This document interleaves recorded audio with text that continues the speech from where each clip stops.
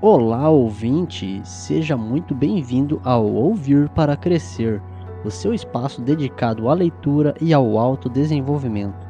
Eu sou Rafael e eu estou aqui para guiá-lo em uma jornada literária que vai além das páginas dos livros. A cada episódio, vamos explorar um novo capítulo de obras inspiradoras que nos ajudam a crescer, refletir e nos tornarmos versões melhores de nós mesmos. Se você está em busca de motivação, novas experiências ou ferramentas práticas para o seu dia a dia, você está no lugar certo. Hoje vamos mergulhar no segundo capítulo do livro Pai Rico, Pai Pobre, escrito por Robert Kiyosaki. Então prepare-se para anotar insights, refletir sobre suas próprias experiências e, claro, se inspirar. Vamos juntos nessa jornada de autodescoberta e crescimento pessoal. Sem mais delongas, vamos ao conteúdo. Lição 2. Por que possibilitar a proficiência financeira? Não importa quanto dinheiro você faz, mas quanto conserva. Em 1990, Mike assumiu o império do seu pai e está fazendo de fato um trabalho melhor do que o dele.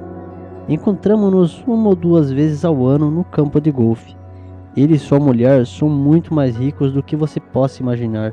O império do pai rico está em excelentes mãos, e Mike está agora preparando seu filho para ocupar seu lugar, tal como seu pai nos preparou. Em 1994 me aposentei. Eu estava com 47 anos e minha mulher, Kim, com 37.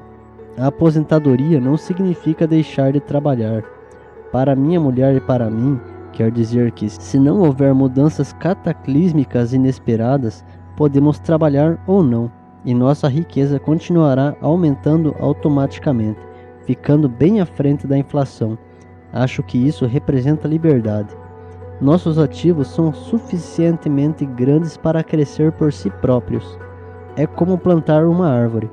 Você a rega durante anos, e então, um dia ela não precisará mais disso.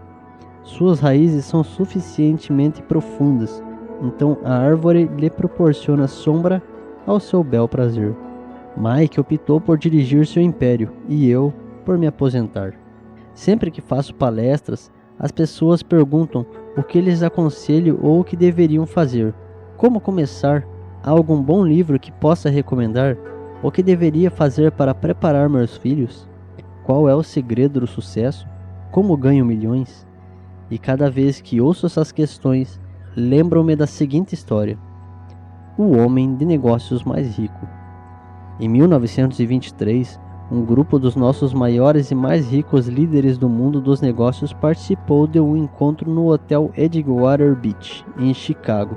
Entre eles estavam Charles Schwab, presidente da maior siderúrgica independente, Samuel Insull, presidente da maior empresa de energia elétrica, Howard Hobson, presidente da maior empresa fornecedora de gás, Ivar Kruger, presidente da International Match Seal, uma das maiores empresas da época, Leon Fraser, presidente do Banco de Compensações Internacionais, Richard Whitney, presidente da Bolsa de Valores de Nova York, Arthur Cotton e Jesse Livermore, dois dos maiores especuladores de ações, e Albert Fall, um membro do gabinete do presidente Harding. E, 25 anos depois, 9 deles terminaram da seguinte forma: Schwab morreu sem um centavo depois de viver 5 anos à custa de empréstimos. Insull morreu falido, em um país estrangeiro. Kruger e Cotton também morreram falidos. Hobson ficou louco. Whitney e Albert Fall tinham acabado de sair da cadeia. E Fraser e Livermore cometeram suicídio. Duvido que alguém possa dizer o que realmente aconteceu com esses homens. Se olhar a data da reunião, 1923, foi antes da crise da Bolsa de 1929 e da Grande Depressão, o que desconfio deve ter provocado um grande impacto sobre esses homens e suas vidas. O interessante é, hoje vivemos em tempos de mudanças maiores e mais aceleradas do que esses homens experienciaram. Suspeito que nos próximos anos haverá muitos auges e quedas como os enfrentados por eles. Estou muito preocupado com o fato de que as pessoas se preocupam excessivamente com dinheiro e não com sua maior riqueza, a educação. Se as pessoas estiverem preparadas para ser flexíveis, mantiverem suas mentes abertas e aprenderem, se tornarão cada vez mais ricas durante essas mudanças. Se pensarem que o dinheiro resolverá seus problemas, receio que terão dias difíceis. A inteligência resolve problemas e gera dinheiro. Dinheiro sem inteligência financeira desaparece depressa.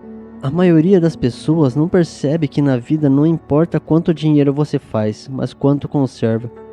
Todos ouvimos histórias de ganhadores de prêmios da loteria que eram pobres, enriqueceram subitamente e voltaram a ser pobres. Ganham milhões e logo voltam a estaca zero. Ou histórias de atletas profissionais que aos 24 anos ganham milhões de dólares ao ano e que aos 34, apenas 10 anos depois, estão dormindo embaixo da ponte. Eu me lembro da história de um jovem jogador de basquete que há um ano ganhou milhões. Hoje, com apenas 29 anos, ele diz que seus amigos, advogado e contador, levaram seu dinheiro e foi forçado a trabalhar lavando carros por um salário mínimo. Ele foi demitido do Lava Jato porque se recusou a tirar o seu anel de campeão enquanto lavava os carros. Sua história virou notícia em rede nacional, com ele apelando contra a rescisão, alegando dificuldades e discriminação. Argumentava que o anel era tudo o que tinha e que se fosse forçado a tirá-lo, se sentiria despedaçado. Conheço muitas pessoas que se tornaram milionárias instantaneamente, e embora fique feliz de ver as pessoas enriquecendo, só posso advertir que, em longo prazo, não importa muito o quanto você ganhou, mas o quanto conservou e por quantas gerações isso pode ser mantido. Assim, quando as pessoas perguntam como devo começar ou diga-me como enriquecer rapidamente, frequentemente ficam muito desapontados com a minha resposta. Eu simplesmente lhes digo o que meu pai rico me falou quando eu era moleque. Se quiser ficar rico, você precisa se tornar financeiramente proficiente. A ideia era martelada na minha cabeça toda vez que nos encontrávamos. Como já disse, meu pai instruído destacava a importância da leitura de livros, enquanto meu pai rico ressaltava a necessidade de ser financeiramente proficiente. Se quiser construir um Empire State Building, a primeira coisa a fazer é cavar profundamente o terreno e construir alicerces sólidos. Se for construir uma casa na periferia, tudo o que tem que fazer é assentá-la em uma laje de concreto de 15 centímetros. A maioria das pessoas, em sua ânsia de enriquecer, tenta construir o Empire State Building sobre uma laje de 15 centímetros. Nosso sistema escolar pode ter sido criado na era agrícola, ainda acredita em casas sem alicerces. Chão de terra batida ainda está na moda. Assim, a garotada sai da escola sem qualquer arcabouço financeiro. Um dia, insones e endividados no subúrbio, vivendo o sonho americano, decidem que a resposta para seus problemas financeiros está em achar um meio de enriquecer rapidamente. Começam a construção do arranha-céu. Eles sobem rapidamente, mas logo, em vez de um Empire State Building, temos a torre inclinada dos subúrbios, de volta às noites insones. No meu caso e no de Mike, quando adultos, as nossas escolhas foram possíveis porque fomos ensinados a construir sólidos alicerces quando éramos apenas crianças. A contabilidade possivelmente é um dos assuntos mais confusos e enfadonhos do mundo, mas se quiser ser rico em longo prazo, ela pode ser crucial. Para o pai rico, a questão é como pegar uma questão tediosa e caótica e ensiná-la às crianças. A solução é ensiná-la de forma simples, por meio de imagens. Meu pai rico construiu um sólido alicerce financeiro para Mike e para mim.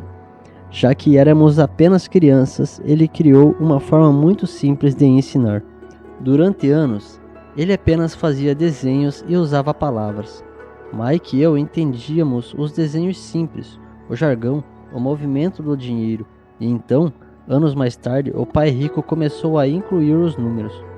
Hoje, Mike domina uma análise contábil muito mais complexa e sofisticada, porque precisa controlar o seu império. Eu não sou tão sofisticado porque o meu império é menor, contudo, ambos partimos do mesmo alicerce básico. Nas páginas que se seguem, apresento as mesmas figuras simples que o pai de Mike criou para nós. Embora simples, esses desenhos ajudaram a orientar dois garotos na construção de uma grande riqueza embasada em uma fundação sólida e profunda. Regra 1. Você precisa entender a diferença entre um ativo e um passivo e comprar ativos. Se deseja ser rico, isso é tudo o que precisa saber. É a regra principal. É a única regra. Isso pode parecer absurdamente simples, porque não se tem ideia do quanto é complexa. A maioria das pessoas tem dificuldades financeiras porque não conhece a diferença entre um ativo e um passivo. Os ricos adquirem ativos, as classes média e baixa adquirem passivos pensando que são ativos, disse o pai rico. Quando o pai rico explicou isso para Mike e para mim, pensamos que estivesse brincando. Lá estávamos, quase adolescentes, esperando pelo segredo do enriquecimento, e essa era a resposta. Era tão simples que precisamos parar um longo tempo para pensar a respeito. O que é um ativo? Perguntou Mike. Não se preocupe agora, disse o pai rico. Deixe a ideia amadurecer. Se puder entender a simplicidade, sua vida terá um rumo e será fácil do ponto de vista financeiro. É simples. É por isso que não costumam prestar atenção. O senhor quer dizer que tudo o que precisamos conhecer são ativos, comprá-los e então ficaremos ricos? Perguntei. O pai rico balançou a cabeça afirmativamente. É simples assim. Se é tão simples, por que todos não ficam ricos? Eu perguntei. Meu pai rico sorriu. Porque as pessoas não sabem distinguir um ativo de um passivo. Lembro-me de ter perguntado: como os adultos podem ser tão ignorantes se é tão simples, tão importante, por que todo mundo não procura descobrir a diferença? O pai rico levou apenas alguns minutos para explicar o que eram ativos e passivos. Já adulto, tive dificuldade em explicar isso a outros adultos. A simplicidade da ideia escapa aos adultos porque eles foram educados de maneira diferente. Eles foram ensinados por outros profissionais instruídos, como banqueiros, contadores, agentes imobiliários, planejadores, financeiros e assim por diante. A dificuldade está em levar os adultos a desaprender ou torná-los outra vez crianças. Um adulto inteligente frequentemente se sente diminuído ao prestar atenção em definições simplistas. O que provoca confusão? Ou, como algo tão simples pode parecer tão enrolado? Por que alguém compraria um ativo que na verdade era um passivo? A resposta se fundamenta na instrução básica. O que define se algo é um ativo ou um passivo não são as palavras. De fato, se quiser ficar realmente confuso, procure as palavras ativo e passivo no dicionário. Sei que um contador pode achar boa definição, porém, para a pessoa mediana não faz sentido. E nós adultos muitas vezes somos orgulhosos demais para admitir que algo não faz sentido. Quando éramos garotos, o pai rico falava: o que define um ativo não são as palavras, são os números. E se não puder entendê-los, você não pode distinguir um ativo de um buraco no chão. Na contabilidade, não importam os números, mas o que eles contam. Assim como as palavras, elas não importam, mas sim as histórias que elas nos contam. Se quiser ficar rico, você tem que ler e entender os números. Ouvi meu pai rico repetir isso 1000 vezes e também aprendi. Os ricos adquirem ativos e os pobres e a classe média passivos. Aqui está a maneira de distinguir ativos e passivos. A maioria dos contadores e profissionais de finanças não concorda com as definições, mas esse desenho simples foram o início de uma base financeira sólida para dois garotos. Este é o fluxo de caixa padrão de um ativo. A caixa de cima é uma demonstração financeira, muitas vezes chamada de demonstração de lucros e perdas. Mede a renda e as despesas, o dinheiro que entra e sai. O diagrama inferior é um balanço patrimonial. É assim chamado porque representa o equilíbrio entre ativos e passivos. Muitos novatos das finanças não conhecem a relação entre a demonstração financeira e o balanço patrimonial. E o entendimento dessa relação é vital. Como disse anteriormente, meu pai rico dizia para os dois garotos que, Ativos põem dinheiro no seu bolso. Prático, simples e funcional. E este é o fluxo de caixa padrão de um passivo. Agora que ativos e passivos foram definidos em diagramas, pode ficar mais fácil o entendimento das palavras. Um ativo coloca dinheiro no meu bolso independentemente de eu trabalhar ou não. Um passivo o tira. Isso é o que você realmente precisa saber. Se quer ser rico, simplesmente passe a sua vida comprando ativos. Se quer ser pobre ou pertencer à classe média, adquira passivos. A improficiência, tanto de palavras quanto de números, é a base das dificuldades financeiras. Se as pessoas têm problemas com as finanças, existem dados que não podem ler, sejam palavras ou números. Os ricos são ricos porque possuem um nível de proficiência superior ao das pessoas com dificuldades financeiras. Se quer ficar rico e conservar sua fortuna, é importante ser proficiente no ponto de vista financeiro, tanto em palavras quanto em números. As setas do diagrama representam o movimento do dinheiro, ou fluxo de caixa. Números dizem pouco, palavras também. É a história que conta. Nas demonstrações financeiras, a leitura dos números é a busca pelo enredo, pela trama, a história de para onde o dinheiro está indo. Em 80% das famílias, a trajetória financeira é um percurso de trabalho árduo na tentativa de progredir, não porque não ganhem dinheiro, mas porque passam suas vidas comprando passivos em vez de ativos. Este é o fluxo de caixa padrão de uma pessoa pobre. Este é o fluxo de caixa padrão de uma pessoa de classe média. Este é o fluxo de caixa padrão de uma pessoa rica. Esses diagramas estão obviamente bastante simplificados. Todos têm despesas de subsistências, necessidades de alimentação, moradia e vestuário. Os diagramas mostram o fluxo de caixa na vida de pessoas pobres, de classe média e ricas. O fluxo de caixa conta a história de como uma pessoa lida com o dinheiro. A razão por que eu comecei com a história dos homens mais ricos nos Estados Unidos é ilustrar a falha quando se acredita que o dinheiro vai resolver todos os problemas. É por isso que me encolho sempre que ouço as pessoas me perguntarem como enriquecer mais rápido ou por onde devem começar. Muitas vezes ouço: estou em dívida, então preciso ganhar mais dinheiro. Porém, mais dinheiro nem sempre resolve o problema.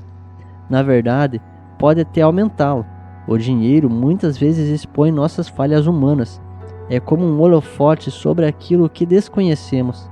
É por isso que, com muita frequência, uma pessoa que tem um ganho súbito de dinheiro, tipo uma herança, um aumento salarial ou um prêmio na loteria, volta rapidamente ao mesmo caos financeiro, ou até pior, que se encontrava antes de receber o montante. O dinheiro só acentua o padrão de fluxo de caixa que está em sua mente. Se seu padrão for gastar tudo o que ganha, o mais provável é que um aumento de renda apenas resulte em mais despesas. Como se diz popularmente, um tolo e seu dinheiro fazem uma grande festa. Repeti inúmeras vezes que vamos à escola para adquirir habilidades acadêmicas e profissionais, ambas muito importantes. Aprendemos a ganhar dinheiro com elas. Na década de 1960, quando eu frequentava o ensino médio, se alguém fosse bem-sucedido academicamente, quase imediatamente imaginava-se que esse estudante brilhante se tornaria um médico, porque era uma profissão que prometia a maior recompensa financeira. Hoje, os médicos enfrentam dificuldades financeiras que eu não desejaria aos meus piores inimigos. Seguradoras controlando os negócios, cuidados de saúde administrados, intervenção governamental e processos por erro médico. Atualmente, as crianças querem ser atletas famosos, estrelas do cinema e do rock, misses ou CEOs, porque a fama, o dinheiro e o reconhecimento estão nessas carreiras. Eis o motivo porque é tão difícil motivar a garotada na escola. Eles sabem que o sucesso profissional já não depende apenas do êxito acadêmico, como em outros tempos. Como os estudantes deixam a escola sem habilidades financeiras, milhões de pessoas instruídas alcançam o sucesso em suas profissões, mas depois se deparam com dificuldades financeiras. Trabalham muito, mas não progridem. O que falta em sua educação não é saber como ganhar dinheiro, mas como gastá-lo, o que fazer com ele depois de ganhá-lo. É o que se chama aptidão financeira. O que você faz com o dinheiro depois que o ganha? Como evitar que as pessoas lhe tomem o dinheiro? Quanto tempo você o conserva e o quanto dele trabalha para você? A maioria das pessoas não descobre o motivo das suas dificuldades financeiras porque não entende os fluxos de caixa. Uma pessoa pode ser muito instruída, bem-sucedida profissionalmente e ser improficiente de ponto de vista financeiro. Essas pessoas muitas vezes trabalham mais do que seria necessário porque aprenderam a trabalhar arduamente, mas não a fazer o dinheiro trabalhar para elas. Como a conquista de um sonho financeiro se torna um grande pesadelo. A visão cinematográfica de pessoas trabalhadoras tem um padrão definido. Recém-casados, jovens altamente instruídos, felizes, mudam-se para um de seus pequenos apartamentos alugados. Imediatamente percebem que estão poupando dinheiro, porque dois podem viver com quase a mesma despesa de um. O problema é que o apartamento é apertado. Decidem então economizar para comprar a casa de seus sonhos e ter filhos. Eles têm duas rendas e se concentram em suas carreiras. Suas rendas começam a aumentar. Conforme suas rendas aumentam, suas despesas também. A principal despesa para a maioria são os tributos. Muitas pessoas pensam que se trata do imposto de renda, mas para grande parte dos norte-americanos, o que pesa mais é a previdência social. Para o empregado, parece que a contribuição para a previdência social combina com a do Medicare. É de cerca de 7,5%, mas na verdade é de 15%, porque o empregador deve dar uma contrapartida do mesmo montante.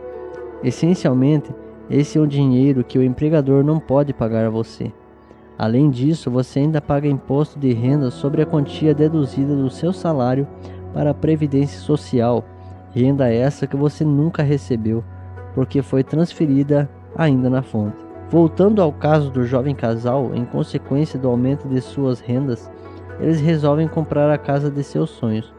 Uma vez adquirida através de financiamento, eles pagam um novo imposto, o chamado Imposto sobre a Propriedade. Então, eles compram um carro novo, novos móveis e novos eletrodomésticos para montar o novo lar. E de repente acordam e a coluna dos passivos está atulhada de dívidas do financiamento imobiliário e do cartão de crédito. Os seus passivos cresceram. Agora eles estão aprisionados na corrida dos ratos. Logo chega o primeiro filho e eles trabalham ainda mais. O processo se repete, mais dinheiro e mais impostos, o chamado escalonamento da alíquota sem aumento real. Um cartão de crédito chega pelo correio e eles o utilizam até estourar o limite. Uma financeira telefona e diz que seu maior ativo, a sua casa, teve seu valor aumentado. A empresa oferece um refinanciamento imobiliário para quitar as dívidas, porque sua ficha é tão boa. Ele diz que o mais inteligente a fazer é zerar os altos juros ao consumidor, liquidando seu débito junto ao cartão de crédito. E, além de tudo, os juros pagos sobre o financiamento imobiliário podem ser deduzidos do imposto de renda. Eles aceitam e zeram os débitos de seus cartões de crédito onerados pelos elevados juros ao consumidor. Suspiram aliviados. A dívida com o cartão de crédito está encerrada. Agora suas dívidas de consumo estão somadas ao financiamento de sua casa própria. As prestações mensais são reduzidas porque ampliaram o financiamento para 30 anos. É o melhor a se fazer. O vizinho os convida para ir às compras. A liquidação de Memorial Day está começando. Eles prometem a si mesmos que só vão olhar as vitrines, mas levam o cartão de crédito só por desencargo de consciência. Encontro este jovem casal a toda hora. Seus nomes mudam, mas seu dilema financeiro é o mesmo. Eles vão às minhas palestras para ouvir o que eu tenho a dizer. Perguntam-me: o senhor pode nos dizer como ganhar mais dinheiro? Eles nem sabem que o problema está na forma que escolheram gastar o dinheiro que têm. São prejudicados por sua improficiência financeira e por não entenderem a diferença entre um ativo e um passivo. Os problemas financeiros das pessoas não são resolvidos com mais dinheiro, mas com inteligência. Um amigo meu costuma repetir uma frase para as pessoas endividadas: se você descobrir que se enterrou em um buraco, pare de cavar. Quando criança, meu pai pobre dizia frequentemente que os japoneses conheciam 3 poderes: o da espada, o das joias e o do espelho. A espada simboliza o poder das armas. Os Estados Unidos têm gastado trilhões de dólares em armamento e por isso são a presença militar suprema do mundo. As joias representam o poder do dinheiro. Há uma certa verdade no ditado: lembre-se da regra de ouro, quem tem o ouro faz as regras. O espelho significa o poder do autoconhecimento. Esse poder, de acordo com a lenda nipônica, era o mais apreciado dos 3. Com muita frequência, os pobres e a classe média permitem que o poder do dinheiro os controle, ao simplesmente acordar de trabalhar mais arduamente, deixando de perguntar a si mesmos se isso tem sentido. Dão um tiro no próprio pé na hora em que saem de casa todos os dias. Não por entendê-lo plenamente, a maioria das pessoas permite que o enorme poder do dinheiro exerça o controle sobre elas. Se usassem o poder do espelho, teriam se perguntado: isso tem sentido? Com muita frequência, em vez de confiar em sua sabedoria íntima, a maioria das pessoas acompanha a multidão. Fazem apenas o que todos fazem.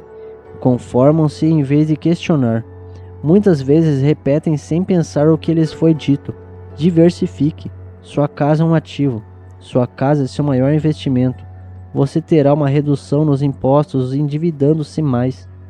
Consiga um emprego seguro. Não assuma riscos. Disse que, para muitas pessoas, o medo de falar em público é maior do que o da morte. De acordo com os psiquiatras, ele é provocado pelo medo do ostracismo, de aparecer, das críticas, do ridículo e de se tornar um pária. O medo de ser diferente impede que muitas pessoas busquem novas formas de resolver seus problemas.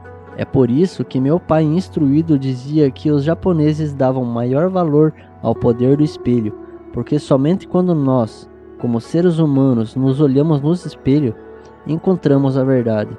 E a principal razão pela qual as pessoas dizem procure segurança é o medo. Isso vale para tudo: esporte, relacionamento, carreira ou dinheiro. É esse mesmo medo do ostracismo que leva as pessoas a se conformar e a não questionar opiniões aceitas ou tendências generalizadas. Sua casa é um ativo. Faça um empréstimo consolidando suas dívidas e livre-se delas. Trabalhe com mais afinco. É uma promoção. Algum dia chego a vice-presidente. Poupe. Quando tiver um aumento, vou comprar uma casa maior. Fundos mútuos são seguros. Muitos dos grandes problemas financeiros são causados pelo desejo de se acompanhar a maioria e não querer ficar atrás do vizinho. Ocasionalmente, todos nós precisamos nos olhar no espelho e seguir nossa sabedoria interior e não os nossos medos. Quando Mike e eu estávamos com uns 16 anos, começamos a ter problemas na escola. Não éramos maus garotos, apenas começamos a nos distanciar da maioria. Trabalhávamos para o pai de Mike depois das aulas e nos fins de semana. Muitas vezes, Mike e eu passávamos horas depois do trabalho sentados junto do seu pai enquanto ele se reunia com diretores de banco, advogados, contadores, corretores, investidores, gerentes e empregados. Ele era um homem que deixara a escola aos 13 anos e agora dirigia, instruía, comandava e questionava pessoas com alto nível de escolaridade. Elas acorriam ao seu chamado e se preocupavam quando ele não as aprovava. Esse era um homem que não tinha acompanhado a multidão, que pensava por si próprio e detestava as palavras: temos que fazer assim porque todos fazem desse jeito. Ele também odiava ouvir: não é possível. Se quisesse convencê-lo a fazer alguma coisa, bastava dizer: acho que o senhor não consegue. Mike e eu aprendemos mais assistindo a essas reuniões do que em anos no ensino tradicional, incluindo a faculdade. O pai de Mike não tinha uma instrução formal, mas tinha conhecimentos financeiros e, em consequência, era bem-sucedido. Ele costumava repetir para nós: uma pessoa inteligente contrata pessoas mais inteligentes do que ela. Portanto, Mike e eu tínhamos o privilégio de passar horas ouvindo e, no processo, aprendendo com pessoas inteligentes. Mas por causa disso, Mike e eu não conseguimos nos encaixar no dogma padrão dos nossos professores pregavam. E isso criava problemas. Sempre que um professor falava: se não tirarem boas notas, vocês não se sairão bem no mundo real, Mike e eu franzíamos as sobrancelhas.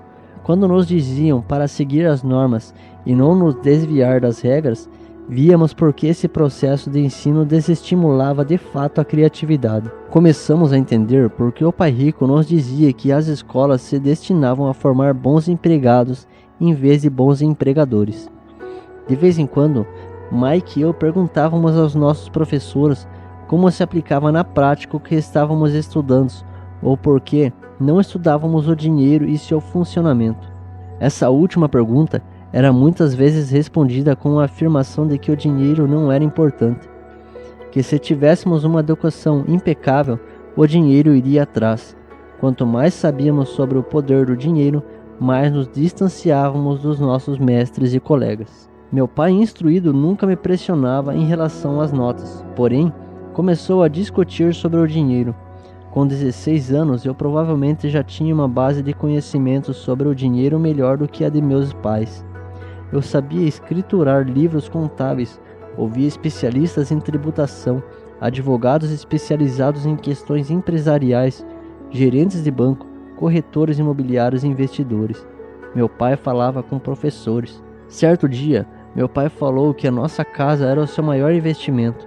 Uma discussão um tanto desagradável teve início quando eu lhe mostrei por que não achava que uma casa era um bom investimento. O diagrama ilustra a diferença de percepção do meu pai rico e a do meu pai pobre no que se refere à própria casa. Um pensava que sua casa era um ativo, o outro um passivo. Lembro que tracei o diagrama a seguir para mostrar ao meu pai a direção do fluxo de caixa. Também lhe mostrei as despesas que acompanhavam a propriedade de uma casa. Uma casa maior representa despesas maiores e o fluxo de caixa sai pela coluna das despesas. Atualmente, ainda ouço contestações à ideia de que uma casa não é um ativo. Eu sei que para a maioria das pessoas, ela não só é seu maior investimento, como também seu sonho. E ser dono da própria casa é melhor do que nada. Eu ofereço simplesmente uma maneira alternativa de encarar esse dogma popular. Se minha mulher e eu comprássemos uma casa maior, mais vistosa, nós a encararíamos não como um ativo, mas como um passivo, já que tiraria dinheiro dos nossos bolsos. Então, aqui está o argumento que desenvolvo. Na verdade, não espero que a maioria das pessoas concorde com ele, porque sua casa envolve um fator emocional, e quando se trata de dinheiro, emoções elevadas tendem a diminuir a inteligência financeira. Eu sei por experiência própria que o dinheiro tem o poder de tornar todas as decisões passionais. Em relação à casa, destaco que em geral as pessoas passam a vida pagando por uma moradia que nunca será delas. Em outras palavras, compra-se uma casa nova a cada tantos anos, incorrendo cada vez em um novo empréstimo de 30 anos sobre a casa anterior. Apesar de poderem deduzir os juros do financiamento para fins de imposto de renda, as pessoas pagam todas as demais despesas com o dinheiro que sobra depois de pago do imposto, mesmo depois que liquidam o financiamento. Os pais da minha mulher ficaram chocados quando os impostos sobre a propriedade relativos à sua residência aumentaram para $1.000 mensais. Eles já estavam aposentados, então o aumento pressionou o seu orçamento. O valor dos imóveis nem sempre aumenta. Tenho amigos que devem $1 milhão por casas que hoje seriam vendidas por bem menos. As maiores perdas são as das oportunidades que não foram aproveitadas. Se todo o seu dinheiro está comprometido com o imóvel em que mora, você pode ser obrigado a trabalhar mais, porque todo o seu dinheiro continua saindo na coluna das despesas em vez de aumentar a dos ativos. O fluxo de caixa padrão da classe média. Se um jovem casal destinasse uma soma maior à aquisição de ativos, mais tarde teria maiores facilidades. Seus ativos teriam aumentado e estariam disponíveis para cobrir despesas. Tomar a decisão de adquirir um imóvel muito caro, ao invés de formar um portfólio de ativos, afeta o indivíduo de pelo menos 3 maneiras elencadas a seguir. Perda de tempo, porque os outros ativos poderiam ter registrado aumento no seu valor. Perda de capital adicional, que poderia ter sido investido em vez de destinado às altas despesas de manutenção do imóvel. Perdas educacionais. Com muita frequência, os casais consideram seu imóvel residencial, as poupanças e o plano de aposentadoria como o total da sua coluna de ativos. Por não ter dinheiro para investir, eles simplesmente não o fazem. Isso lhes custa a experiência do investimento. Quase nunca conseguem se tornar o que o mundo dos investimentos denomina um investidor sofisticado. E os melhores investimentos são, em geral, oferecidos primeiro a esses investidores, que por sua vez os vendem para as pessoas que buscam segurança. Não estou dizendo que não deva comprar um imóvel. O que estou dizendo é que você deveria entender a diferença entre um ativo e um passivo. Quando quer uma casa maior, primeiro compro ativos que vão gerar fluxo de caixa para arcar com o imóvel. A demonstração financeira de meu pai instruído é a melhor possível para alguém que está na corrida dos atos. Suas despesas sempre acompanharam sua renda, de modo que ele nunca investiu em ativos. Em consequência, seus passivos eram maiores que seus ativos. O diagrama a seguir refere sobre a demonstração financeira do meu pai pobre comparada à do meu pai rico. Ele vale mais do que 1000 palavras. Revela que seus rendimentos e despesas são iguais enquanto seus passivos são maiores do que seus ativos. A demonstração financeira pessoal do pai rico, à direita, reflete os resultados de uma vida dedicada aos investimentos e à minimização dos passivos. Por que os ricos enriquecem? Uma revisão da demonstração financeira do meu pai rico mostra por que os ricos ficam mais ricos.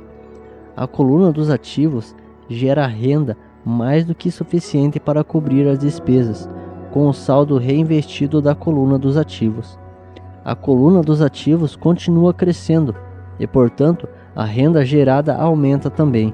O resultado é que os ricos ficam mais ricos. Por que a classe média trava uma batalha? A classe média se encontra em um estado de constantes dificuldades financeiras. Sua renda principal é gerada por salário. Quando seu pagamento aumenta, os impostos também. Suas despesas tendem a crescer na mesma proporção que seu salário, daí a expressão corrida dos ratos. Eles consideram seu imóvel residencial como seu principal ativo, em vez de investir em ativos geradores de renda. O padrão de se considerar o imóvel residencial como investimento e a filosofia de que um aumento de salário representa poder adquirir uma casa maior ou gastar mais são a base do atual endividamento da sociedade. Esse processo de despesa crescente faz com que as famílias se endividem mais e tenham mais instabilidade financeira. O mesmo quando progridem no emprego e recebem aumentos salariais regulares. Essa é uma vida muito arriscada decorrente da precária instrução financeira. A recente e maciça perda de empregos trouxe à luz a fragilidade financeira da classe média. De repente, os planos de aposentadoria das empresas foram substituídos por planos 401. A previdência social está obviamente com problemas e não pode ser considerada uma alternativa de aposentadoria. O pânico se instalou na classe média. Atualmente, os fundos mútuos são populares porque representam segurança. Os aplicadores médios dos fundos de pensão estão demasiadamente ocupados trabalhando para pagar impostos e financiamentos imobiliários e têm dificuldade em poupar para a faculdade dos filhos e liquidar as dívidas do cartão de crédito. Não têm tempo de aprender a investir de modo que confiam na experiência do administrador do fundo mútuo. Como o fundo também inclui muitos tipos diferentes de investimento, tem-se uma sensação de segurança porque ele é diversificado. Esse grupo de classe média instruída aceita o dogma defendido por corretores de fundos mútuos e consultores financeiros.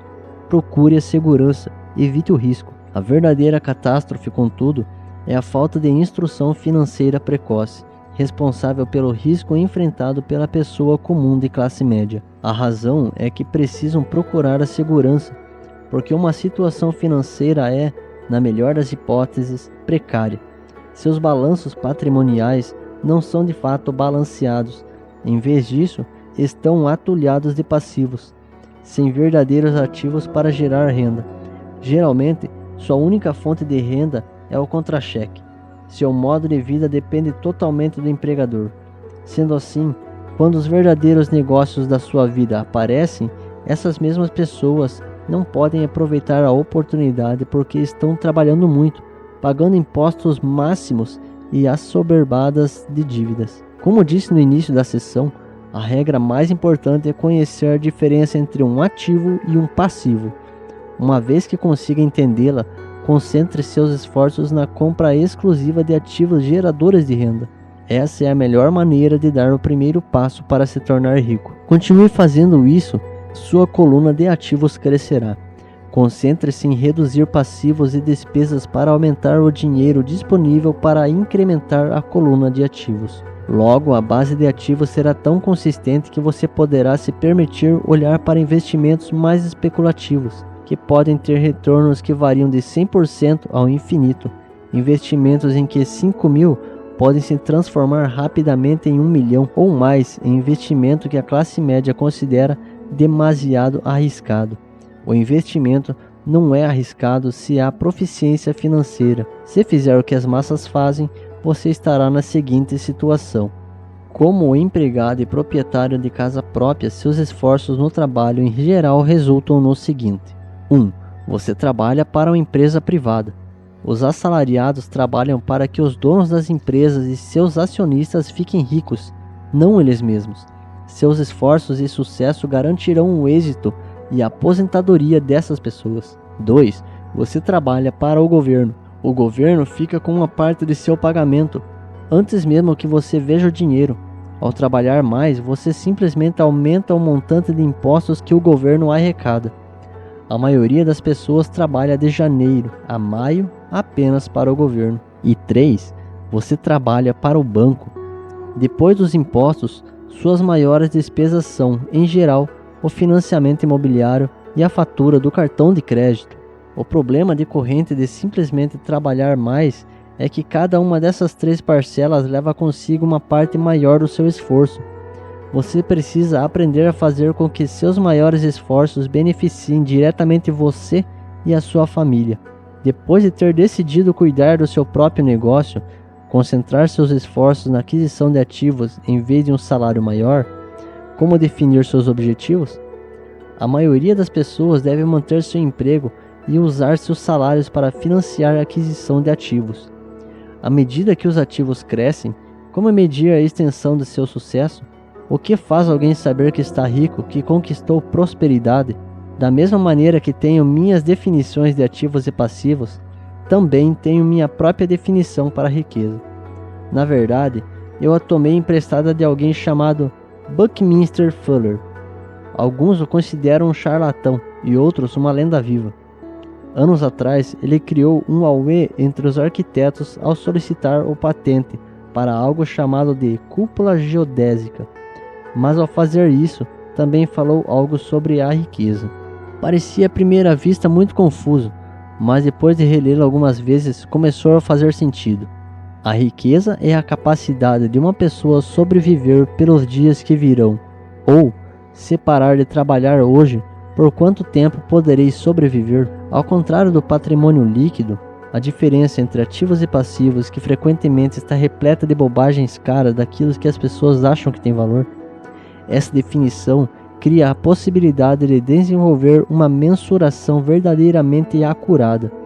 Assim, eu poderia medir e saber onde estava em termos de meta para me tornar financeiramente independente. Embora o patrimônio líquido frequentemente inclua ativos que não geram dinheiro, como objetos comprados e depois abandonados em um canto da garagem, a riqueza mede quanta renda o seu dinheiro está gerando e, portanto, revela sua sobrevivência financeira. A riqueza é medida pelo fluxo de caixa gerado pela coluna dos ativos em comparação à coluna das despesas. Vejamos um exemplo. Digamos que o fluxo de caixa da minha coluna de ativos gere $1.000 por mês e que eu tenha despesas mensais de $2.000. Qual é a minha riqueza? Voltemos à definição de Buckminster Fuller. Segundo seu conceito de riqueza, por quantos dias posso sobreviver? Considerando-se um mês de 30 dias, tenho um fluxo de caixa suficiente para meio mês. Quando eu tiver alcançado um fluxo de caixa gerado por meus ativos de 2.000, então eu serei abastado. Ainda não estou rico, mas estou amparado. Agora tenho uma renda gerada por ativos, e cada mês que cobre totalmente minhas despesas mensais. Se desejo aumentar essas despesas, preciso primeiro ampliar o fluxo de caixa gerado por meus ativos para manter esse padrão de riqueza. Observe que nesse ponto eu não dependo mais do meu salário. Eu me concentrei e tive sucesso em construir uma coluna de ativos que me tornou financeiramente independente. Se eu largar o meu emprego hoje, poderei cobrir minhas despesas mensais com o fluxo de caixa gerado pelos meus ativos. Meu próximo objetivo poderia ser empregar o excedente do meu fluxo de caixa para reinvestir em mais ativos. Quanto mais dinheiro for destinado para a coluna de ativos, mais esta crescerá. À medida que meus ativos aumentam, mais cresce meu fluxo de caixa. E enquanto eu mantiver minhas despesas menores do que o fluxo de caixa gerado por esses ativos, me tornarei mais rico, com mais e mais fontes de renda além do meu trabalho físico. Enquanto esse processo de reinvestimento continuar, estarei no caminho do enriquecimento. Lembre-se dessas 3 simples observações. Os ricos adquirem ativos. Os pobres só têm despesas. A classe média adquire passivos pensando que são ativos. E como eu cuido dos meus negócios? Qual é a resposta? Escute o que tem a dizer o fundador do McDonald's no próximo capítulo. E assim chegamos ao final do nosso episódio de hoje. Espero que você tenha gostado da nossa leitura e que as palavras deste livro tenham ressoado com você tanto quanto ressoaram comigo. Se você gostou do que ouviu, não esqueça de nos seguir nas redes sociais e deixar o seu feedback. Adoramos saber o que você pensa e quais livros você gostaria de ouvir nas próximas edições. E lembre-se, a leitura é uma jornada que nunca termina. Então pegue seu próximo livro, mergulhe nas páginas e deixe sua imaginação voar. Até a próxima e que suas leituras sejam sempre inspiradoras.